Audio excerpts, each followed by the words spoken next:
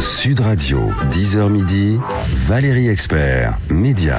Bonjour à toutes et à tous, heureuse de vous retrouver. Nous sommes le lundi 16 décembre et on est ensemble pour le 10h midi. Bonjour Gilles Gansman. Bonjour Valérie. Et bonjour Karine Le Marchand. Bonjour à toutes et à tous. Bonjour, merci d'être avec nous ce soir. C'est le grand retour d'Ambition Intime avec Gad Elmaleh. Gad Elmaleh, comme vous ne l'avez jamais vu, en tout cas très rarement. Il s'est jamais confié. Il s'est jamais confié. Il n'a pas écrit de biographie. Non. Il est toujours sous contrôle. On va en reparler avec vous dans un instant. On va parler télé également. Vous avez regardé quoi hier à la télé ? Rien du tout, mon lit. Votre livre. Ah bon. Vous faites quoi quand vous regardez pas la télé ? Vous vous couchez ? Je bouquine. Ah ouais ? Ouais, je bouquine un truc en ce moment sur le sucre qui est un poison pour le cerveau. Comment arrêter le sucre ? Ouais, j'ai arrêté le sucre. C'est vrai ? Depuis 2 semaines. J'ai eu mal à la tête pendant 10 jours. Il paraît que c'est dur. C'est trop bizarre. Mais pourquoi vous avez... J'adore faire des expériences. Ah oui, d'accord. Oui. Et c'est pas trop dur, mais vous êtes gourmande ou pas ? J'adore le sucre. C'est pourquoi s'infliger ça ? Parce que c'est Noël bientôt. Parce que un peu de détox ne fait pas de mal. Voilà, donc c'est de la détox. Vous n'avez pas décidé d'arrêter définitivement. Alors, vous allez compenser avec plein de chocolat en fait, c'est ça. Après. Qu'avez-vous regardé à la télé ? 0826 300 300. Hier, c'est Capital qui a cartonné. On a Émile qui nous appelle de Loire-Atlantique. Bonjour Émile. Émilie. Oui, bonjour. Bonjour à tous. Bonjour Karine. Bonjour. Vous suivez évidemment Karine Le Marchand. Oui, j'adore L'amour est dans le pré. Ouais. Et ce soir, vous allez regarder Ambition Intime ? Ouais, sans doute. Sans doute, oui, avec Gad Elmaleh. Tout à fait. Bon. Ah, merci Émilie, voilà. Ça fait déjà une personne. Mais c'est vrai que ma mère, ça fait 2. Mais c'est vrai que nous on l'a vu, mais on pourra le re-regarder. On vous a 4. Mais c'est vrai quand les auditeurs nous appellent, qu'est-ce que vous avez regardé la veille ? Souvent, le lendemain de L'amour est dans le pré, ils ont regardé L'amour est dans le pré. Ils aiment bien. C'est vrai que cette année, la saison a été assez top. Donc vous avez regardé Capital, qui a très très bien marché. 3 115 000 téléspectateurs, 13,7% de part de marché. C'est pour M6 un bon score. Alors qu'est-ce qui vous a plu hier, Émilie ? C'était évidemment les robots cuiseurs. Voilà. Ça fait rêver. Vous en avez un ? J'en ai un. Oui, j'ai un Thermomix, mais c'est intéressant de voir aussi les low cost, comment ils se positionnent sur ça. Et puis aussi, il y a toujours plein de surprises. Je pense aux soupes fraîches, de voir aussi l'envers du décor, les petites PME qui bossent pour innover. C'est toujours hyper intéressant. Donc voilà. Bonne surprise. Et la dernière fois que vous avez utilisé votre Thermomix, vous l'utilisez vraiment ? Oui, je l'utilise pour faire de la béchamel, parce que moi je suis nulle en béchamel. Mais vous en mangez tant que ça ? Je dois manger une fois par an. Non. Est-ce que vous avez essayé le soufflé au fromage Thermomix ? Oui, il est excellent. Il est très bien. Très bien. Vous avez un Thermomix ? Oui, c'est pas la même marque, mais c'est pas la même marque, mais un robot cuiseur. Oui, non, ça marche très bien. Merci de votre appel. Merci. On a Christine de Toulon. Bonjour Christine. Oui, bonjour Valérie, bonjour Gilles et bonjour Karine. Bonjour Christine. Vous êtes contente d'entendre Karine Le Marchand sur Sud Radio ce matin ? Oui, bon. Je fais des gros bisous. C'est un honneur de vous avoir. Oh, quand même pas, faut pas exagérer. Si. Oui. Vous faites partie vous êtes la première animatrice préférée des Français. Dans la deuxième, derrière Élise Lucet. Mais je regarderai ce soir. J'ai mis de la glace devant son... Et vous allez regarder ce soir Gad Elmaleh. Ça me fait plaisir. Parce que, non seulement j'aime Karine, et puis j'adore Gad Elmaleh. Donc... vous allez voir, l'émission est top. Ouais, l'émission est top et le cocktail des deux, si je puis parler de cocktail, est assez détonnant parce qu'on a vraiment, vous l'avez dit déjà dans plusieurs interviews, vous êtes vraiment bien entendus. Vous avez eu un vrai coup de foudre amical. Oui, absolument. Moi, j'ai hâte de découvrir de ce fait. Alors, vous avez regardé quoi ce week-end ? De quoi vous aviez envie de nous parler ? Alors, moi, j'ai regardé l'élection Miss France. Voilà, bien entendu. Alors, même si ma préférée, Miss Provence... mais tout le monde préfère Miss Provence, apparemment. On la retrouvera dans les Marseillais ou dans une télé-réalité. J'espère pas quand même. Elle même. est physique pour. Vous avez voté ? J'ai voté, mais ça n'a pas suffi. Non, ça n'a pas suffi. Non. Et Miss Provence, Et vous avez pensé quoi de la soirée ? Alors la soirée, honnêtement, j'ai bien aimé. Les Miss nous ont fait voyager à travers différents univers, voilà. Mais c'était un spectacle dynamique, moderne. Moi, j'ai beaucoup aimé malgré tout. C'était un peu long, certes. Oui, ça s'est fini tard. Toujours. Ça s'est fini tard, toujours. Mais bon. Et en plus, pour à la finalité, ne pas avoir sa Miss préférée. Mais est-ce que vous avez voté ? Vous votez dans ce genre de concours par téléphone ? Oui, Oui, parce que je voulais absolument que Miss Provence, alors en toute objectivité, qui plus est, c'est pas parce que j'habite sur Toulon. Non, c'est parce que c'est vrai que depuis le départ, elle dégageait quelque chose de plus que les autres. Hein. C'est ça, ouais. Donc vous regardez. Mais bon, tant ça pis. s'est joué à très peu dans les pourcentages. Oui, ça s'est joué à très peu, effectivement. Et alors, j'ai vu un tweet de Clément Garin qui disait que Lou Rua, donc Miss Provence, avait 500 000 abonnés sur Instagram contre 170 pour Clémence Bottino. Elle sera avec nous tout à l'heure au téléphone. Merci beaucoup, merci de nous avoir appelés. Merci Christine, je vous embrasse. Merci Christine. Puis ce soir, devant le poste, devant M6, pour regarder Ambition Intime. Vous avez jeté un œil ou pas? Vous aviez regardé les Miss France Non, j'ai pas regardé. J'ai retrouvé Gad à la fin de son spectacle. Et on est allé boire un verre et papoter justement le lundi parce que je pense que tous les deux, on a à cœur que ça fonctionne. On a besoin de se tenir un peu les coudes. Parce que vous êtes allé le voir au théâtre. Il est en ce moment au théâtre. C'est génial. Et malgré les grèves, c'est archi complet. Ils en sont au strapontin. Non, mais c'est incroyable. D'ailleurs, il remercie beaucoup le public qui doit partir à je sais pas quelle heure pour être à l'heure. Et ce sera d'ailleurs diffusé le 1er janvier sur M6 en direct. Et on recevra Philippe Lelouch qui est avec lui dans la pièce. Qui est ce soir, qui est très présent dans l'émission. Très présent. Ouais. Je pensais pas qu'ils étaient aussi proches. Ça fait 20 ans qu'ils se connaissent. Vous regardez quoi à la télé, Karine Le Marchand? Un peu Capital quand la thématique me plaît. Je vais dire la vérité, je regarde de plus en plus les Netflix et tout ça, quand même. Comme beaucoup. Votre série après, il y a des événements. Une série à nous conseiller? En ce moment, je suis à fond sur Downton Abbey, moi. Ah oui. Vous avez un peu de retard. Oui, j'ai toujours en retard. Moi, j'attends que tout soit fini pour m'y mettre, vous voyez. Je viens de regarder Game of Thrones pour vous dire. Mais non, je suis pas dans le coup. Mais j'aime bien ces trucs-là le soir. C'est bien le dimanche aussi. J'aime bien. Voilà. Mais regardez les séries. La première fois qu'on vous a vu à la télé, c'était quand? C'était en 91 ou 95. Je crois que la vraie, c'était 91, la première fois, je crois. Et c'était pourquoi? Le premier truc, ça devait être sur RMC. RMC? Mais il n'y avait pas de télé. TMC. J'allais à Monaco, je faisais d'aller-retour dans la journée. Et je lançais des clips et tout ça, c'était pas très intéressant, mais c'était le début. C'était le début. Et puis après 95, France 3, Paris. Ouais, voilà, c'était mon vrai début, on va dire. Et là, c'était des chroniques. Je faisais des chroniques tous les jours différentes. Je donnais des cours de bricolage parce que je suis une grande bricoleuse. Je faisais tester des choses qui sortaient dans les supermarchés aux invités. Je racontais les premiers pas des stars au moment où ça s'est déclenché. J'ai toujours été fascinée par ça. Qu'est-ce que vous vouliez faire quand vous étiez petite? J'ai jamais su ce que je voulais faire. Encore aujourd'hui, je peux pas vous dire ce que je... Mais je sais ce que je ne veux pas. Non, c'est que j'ai toujours fonctionné par élimination. J'ai jamais eu de passion ou de vocation. Et je trouve d'ailleurs que c'est très angoissant quand on est jeune et qu'on n'a pas de vocation et que nos parents nous disent qu'est-ce que tu veux faire, qu'est-ce que tu veux faire. Je ne sais pas. Mais j'ai toujours su ce que je voulais pas. Et ce que vous vouliez pas, c'était quoi? C'est plus une question je veux pas le train-train, j'ai besoin d'avoir des relations humaines, j'aurais pu être commerciale, j'aurais pu faire 1000 choses et peut-être que je vais encore faire autre chose. Mais pas être dans un bureau. Non, pas toujours. Non. Et faire autre chose, c'est quoi? Ce serait quoi alors? Je sais pas, là, moi j'ai ma fille qui passe son bac, donc déjà ouais. Donc elle va bientôt partir, enfin je veux dire dans les années qui viennent, et j'ai pas envie de subir le syndrome du nid vide, vu que j'ai une fille unique, et donc je suis en pleine réflexion pour me dire tiens, je vais en profiter pour dire que je vais avoir une nouvelle liberté pour faire des choses que je ne pouvais pas me permettre de faire avant. Ça peut être du théâtre, ça peut être du cinéma, j'en sais rien, ça peut être complètement autre chose, mais en tout cas il faut que j'ai le sentiment qu'il faut que je me bouge les fesses pour pas subir cette chambre vide. Ça veut dire que vous avez envie d'arrêter L'amour est dans le pré ou pas? Non, mais de toute façon, je vais pas. Alors, même si la loi passe jusqu'à 64 ans demain, j'ai calculé, ça ferait saison 28. Je pense que ça va saouler tout le monde. Il va falloir que j'arrête avant. Mais arrêtez avant. Vous avez envie quand même d'arrêter? Je pense qu'il faut arrêter comme j'ai arrêté les maternelles à un moment donné, au bout de 5 ans. Je crois qu'il va falloir qu'un jour, je me dise, il faut que je passe à autre chose. Oui, bien sûr. C'est bien. Non, mais c'est pas que c'est une information, mais c'est quelque chose d'assez rare à la télévision. C'est-à-dire que en général, les gens n'imaginent pas que ça puisse s'arrêter un jour. Moi, c'est le contraire. Moi, je veux pas être là par défaut. Et puis peut-être que faudrait donner un coup de fouet avec une nouvelle plus jeune, qui a jamais mis les pieds à la campagne.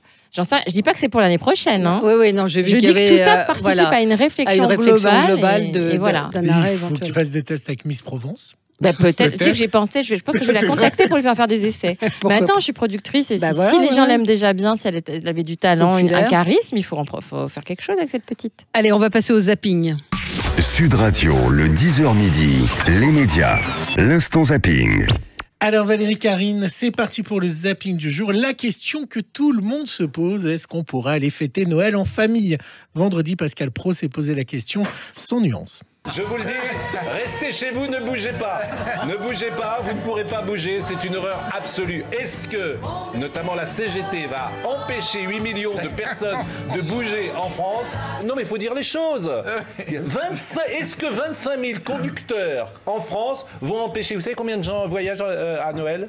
8 millions. 8 millions. Est-ce que 25 000 conducteurs de la CGT en France vont empêcher 8 millions de personnes de voyager ? Eh bien, indirectement, Philippe Martinez lui a répondu. C'était dimanche soir sur BFM et lui a été très clair. Est-ce qu'il y aura des trains à Noël ? Au jour d'aujourd'hui, je ne peux pas vous le dire. C'est au Premier ministre qu'il faut poser la question au Président de la République. Non, mais vous ne pouvez pas dire que ça ne dépend pas de vous, Philippe Martinez. Ça dépend aussi de vous. Je vous le dis, j'ai eu le Premier ministre au téléphone jeudi. Il m'a pas dit que la porte était ouverte, il a dû oublier. Sur LCI, cet échange incroyable entre Rémi Aufrère-Privel, qui représente la CFDT cheminot, et la députée de La République En Marche, Marie-Christine Verdier-Joucla, on ne peut pas dire que la courtoisie a été de mise. Moi, je considère qu'il est très bien placé pour continuer à mener la réforme. C'est la première fois que je vois un Playmobil faire une pirouette. Parce que vos éléments de langage... Vous parlez de qui, là ? C'est moi que vous traitez de Playmobil ? Vous osez... C'est moi que vous traitez de Playmobil ? Vous prononcez sur une question d'éthique. C'est moi que vous traitez de Playmobil ? Mais un peu de respect, monsieur. Je vous prie. Les téléspectateurs posent clairement la question éthique. C'est incroyable. Michel Sardou, lui, a un truc pour se détendre. Il s'est confié dans C'est à vous sur France 5. Et vous allez voir, c'est étonnant. Mais c'est vrai que pour me détendre, quand j'ai passé une journée de travail... Je me fous dans mon lit, j'ai un écran gigantesque, j'ai un son, j'emmerde tout le quartier, voilà. et j'en vois un bon... Mais j'aime bien Stallone, il a toujours été méprisé, mais regardez le parcours de ce mec. Formidable. Il a écrit son film, produit son film, personne n'en voulait. Je parle de Rocky du premier. Bien sûr. Personne n'en voulait, après il y en a eu 5 de suite et tout le monde se battait pour étaler les milliards. Un bon Stallone, donc, pour se détendre. Et pour finir, un petit souvenir vintage qu'a retrouvé les enfants de la télé sur France 2, c'était hier, et c'était la première télé d'Isabelle Boulet dans la chanson, et son animateur Pascal Sevran, vous allez voir, il ne va pas l'épargner. La Québécoise, avant notre voyage, Isabelle Boulet, un peu d'innocence.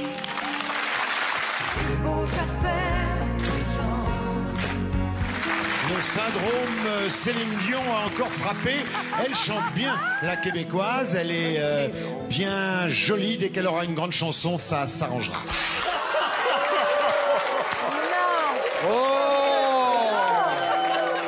Et c'est... Il n'a pas dit ça devant moi parce que lui, C'est vrai qu'il était acide, on a oublié. Hein. Ah oui, il était cash, comme on dit, Pascal Sevran. Il y a une émission qui vous manque, que vous aimiez bien regarder. J'adorais Seulement mardi, j'adorais Ça se discute. Ouais. Mais est-ce que c'est pas ma jeunesse que je regrette aussi ? Voilà, mais il aurait pu y avoir d'autres choses. Je trouve qu'on rit pas assez à la télé. Sincèrement, à l'époque, il y avait tout ça. Il y avait aussi sur Canal, évidemment, les nuls. Le politiquement correct a fait beaucoup de mal au rire. Hanouna vous faites pas rire. Mais vous me faites rire. J'ai essayé, hein. Non, mais c'est vrai qu'on rit beaucoup moins. On rit beaucoup moins à la télé. C'est vrai quand on voit ces images d'archives, on est souvent dans les enfants de la télé. On se dit qu'il y avait une liberté de ton assez incroyable. Alors on rit beaucoup ce soir. On va rire beaucoup dans Ambition Intime. Donc on se rappelle qu'Ambition Intime, ça a commencé avec des politiques pendant 2016, pendant la campagne électorale. C'était une très très bonne idée. Vous aviez réussi à faire accoucher un certain nombre de politiques. Vous êtes passé ensuite aux people, aux stars, à des gens que les Français aiment, Michel Bernier, Michel Larocque, Franck Dubosc et Gad Elmaleh. Donc Gad Elmaleh que vous avez eu du mal à convaincre, mais qui finalement se livre quand même comme jamais ce soir. Ah non, mais vraiment, pour le coup, il m'a fait confiance et je lui ai dit... écoute, on tourne et puis tu te libères complètement, tu oublies les caméras. Et si, en revanche, dans les 2 semaines, ensuite, après le tournage, tu te dis, tiens, j'aurais peut-être pas dû dire ça, t'inquiète pas, je le montrerai pas. Il m'a dit ok, du coup ça l'a libéré, mais il m'a jamais demandé de couper quoi que ce soit. Mais il y avait des conditions, c'est-à-dire qu'il avait eu peur ou pas quand vous avez commencé? Est-ce que cette proposition-là finalement l'a rassuré, mais en même temps il s'est dit que il était en confiance, quoi. En fait, ce qui a tout déclenché, c'est qu'on a dîné après. Je suis allée voir l'invitation et Philippe Lelouch donc est devenu un ami parce qu'il participait à l'émission de Franck Dubosc, donc on est devenus amis depuis. Et on a dîné ensemble et il dit mais Gad, pourquoi tu fais pas cette émission? Elle est super et tout ça machin. On a réfléchi. Il a raconté en fait son vécu d'invité. J'ai envoyé l'émission du coup de Franck à Gad, et quand il l'a vu, il m'a dit banco. Il l'avait pas vu en fait, il était aux États-Unis à l'époque, et il m'a dit banco, c'est bon, d'accord. Donc on s'est vu plein de fois pour faire l'enquête. C'est une émission qui a mis 6 mois à se faire quand même. Hein. Parce qu'il sortait d'une grande tourmente quand même. Donc non, c'était avant. C'était avant. Ah, vous l'avez vu avant la grande tourmente. Oui, parce que c'est la question effectivement qu'on doit vous poser à chaque fois. C'est est-ce que pas une émission pour de réhabiliter son image, etc. Non, mais enfin, vous savez, moi je pense quand même que son image, c'est un truc de journaliste parisien. Moi, j'ai demandé beaucoup autour de moi quand j'ai commencé à travailler dessus, mais est-ce que ça vous a gêné, cette rumeur, cette accusation, etc. Les gens s'en foutent royalement. Les gens qui aiment Gad aiment Gad. Ceux qui l'aiment pas, de toute façon, ne l'aimeront pas.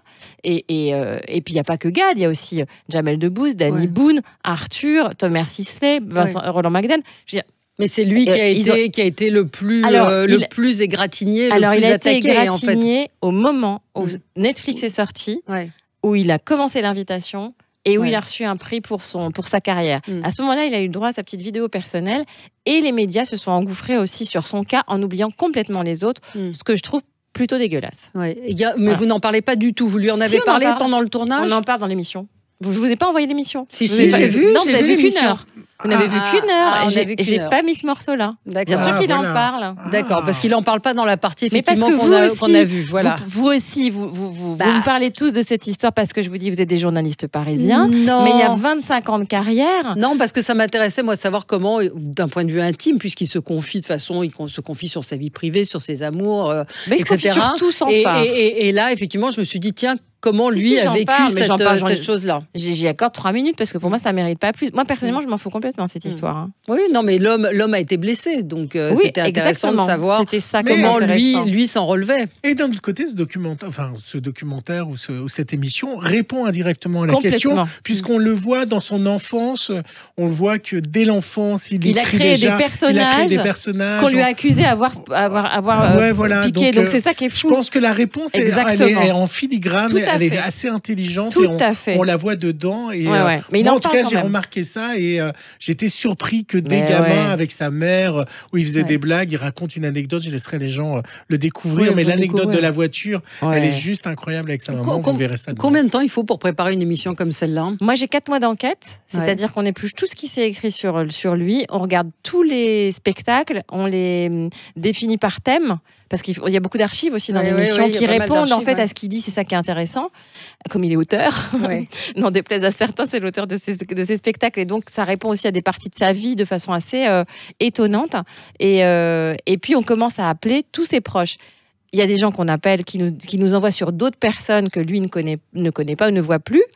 Et petit à petit, en fait, on dresse toute une liste de choses qu'on pourrait lui faire en séquence, parce qu'il y a beaucoup de séquences, notamment un faux film muet qu'on fait. Ça, c'est très drôle. Vous-même, vous donnez beaucoup de votre personne. Hein. Vous vous faites engueuler complètement par Philippe Lelouch. Qu'est-ce qu'on a rigolé. Ça, on y a passé une après-midi à faire ça. Hein. Donc, je leur ai donné comme Gad est fan de mimes comme son père, son père l'est, voilà. Il adore les costumes, parce que quand il était petit, il avait une malle à costume, à déguisement, et donc tu lui mets une perruque, tu lui mets des lunettes, tout de suite il part en impro. J'ai dit, il faut qu'on crée quelque chose pour qu'on voit aussi la création artistique de cet homme. Donc je leur ai mis, avec Kev Adams, Philippe Lelouch et Gad, je leur ai mis des objets. Je leur ai dit, écoutez, on va se changer, vous avez une demi-heure de réflexion. On s'est habillé en années 30, années 20. Et j'ai dit, après on invente. Et ils sont partis en improvisation d'un scénario. Et on a tourné dans la foulée. C'était tellement drôle. Et c'est intéressant parce qu'on voit comment l'interaction de ces 3 acteurs aussi est... comment ils se passent la parole, comment entre eux il y a des échanges. Ça passe par l'émission, passe par Casablanca, qui est évidemment l'enfance de Gad. Ouais. Et alors, ce qui est incroyable, c'est que c'est vous qui le guidez dans Casa, quoi. Ça m'a marqué. Ça a changé un peu. Ouais. Et puis nous, on a beaucoup bossé. Et c'est vrai qu'on ne passait pas par hasard dans certains endroits et qui réagissaient pas forcément. Donc à un moment donné, je fais, c'est pas là qu'elle habite ta grand-mère. Ah bah oui, c'est vrai, elle habitait là. Il a un fort pouvoir comique, Gad Elmaleh. Il est capable de faire rire. Vous disiez qu'on aurait plus à la télé, et c'est vrai qu'il est très très drôle dans ses réactions spontanées comme ça. Tout le temps. Mais il verse quelques petites larmes aussi.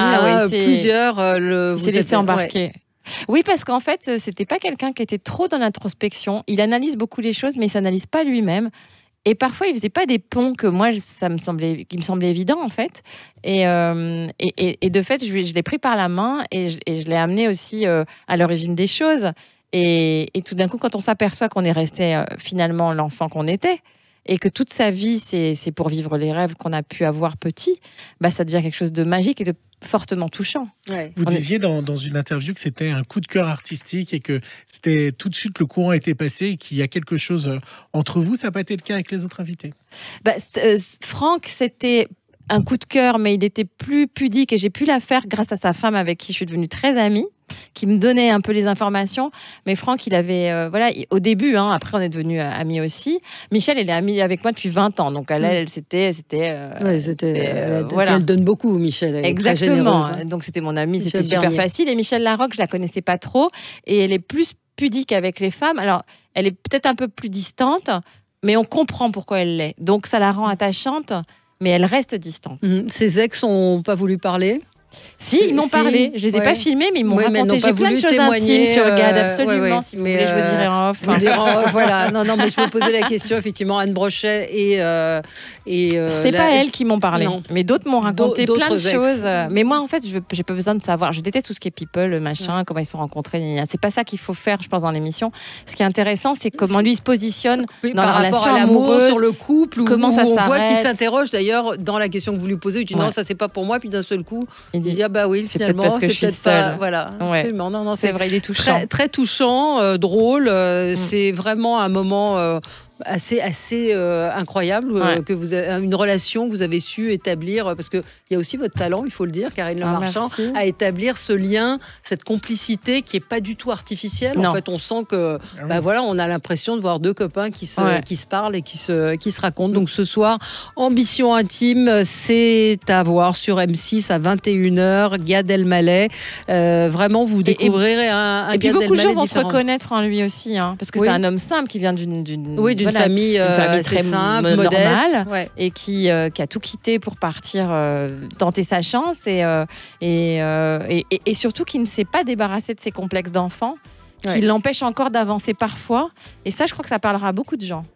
C'est ce soir. Merci beaucoup, Karine Le Marchand, d'être venue nous voir sur Sud Radio ce matin. Et on a Miss France avec nous dans un instant. On a Miss France qui va être avec nous, 0826 300 300 si vous voulez lui poser des questions, dire si vous avez voté pour elle. Il y a quand même des gens qui ont voté pour elle. Voilà. Tout de suite.